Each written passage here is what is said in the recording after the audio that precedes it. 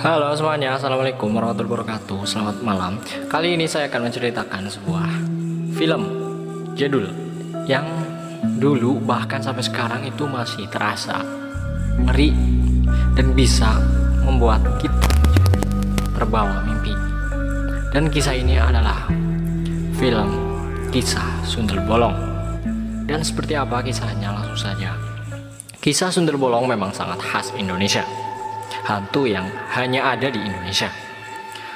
Sundel atau sundal dalam bahasa Indonesia yang baku adalah sebutan untuk perempuan jalang atau sang pelacur.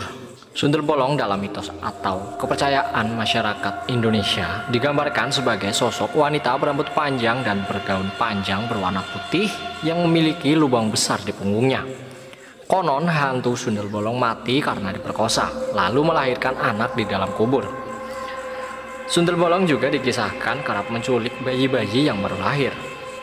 20 tahun yang lalu, kisah tentang sundel bolong telah diangkat dalam sebuah film produksi Rapi Film dibintangi oleh Susana dan digarap oleh sutradara Siworo Gautama dengan skenario Darto Jonet. Susana Marta Frederica Van Os, dikenal dengan nama Susana. Mendengar nama itu, yang terlintas di pikiran adalah film horor legendaris di tanah air yang bisa tayang di layar kaca.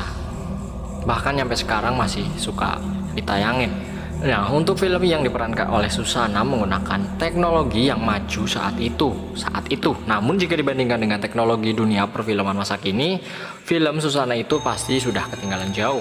Namun anehnya dan sungguh luar biasa, dengan pendalaman karakter dari sang Susana ini membuat merinding para penonton, menyebabkan mimpi buruk setelah menyaksikannya.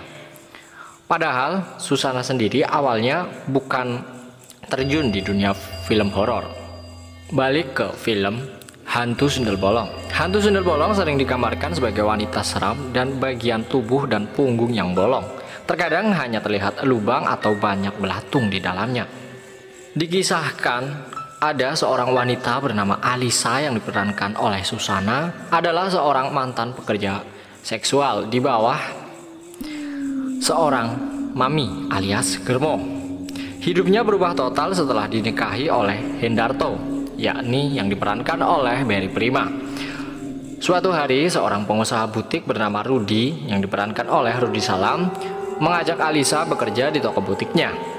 Alisa diminta memperagakan pakaian-pakaian yang ada di butik Rudi. Melihat kecantikan Alisa, Rudi tergoda. Tetapi Alisa menolak dengan halus. Kejadian itu membuat Rudi marah dan merencanakan niat jahat. Kemudian Alisa diculik oleh orang suruhan Rudi, kemudian dibawa ke sebuah bangunan tua dan akhirnya diperkosa. Dengan perasaan hancur, Alisa dapat kembali ke rumahnya. Setiap hari Alisa merenungi nasibnya itu. Pembantunya yakni Bi Ijah yang diperankan oleh Marlia Hardy ikut maklum atas apa yang dialami oleh Alisa. Alisa meminta pendapat dokter mengenai tindakan yang harus dijalaninya. Dokter memberikan saran baik buruknya mengenai dilakukannya pengguguran kandungan.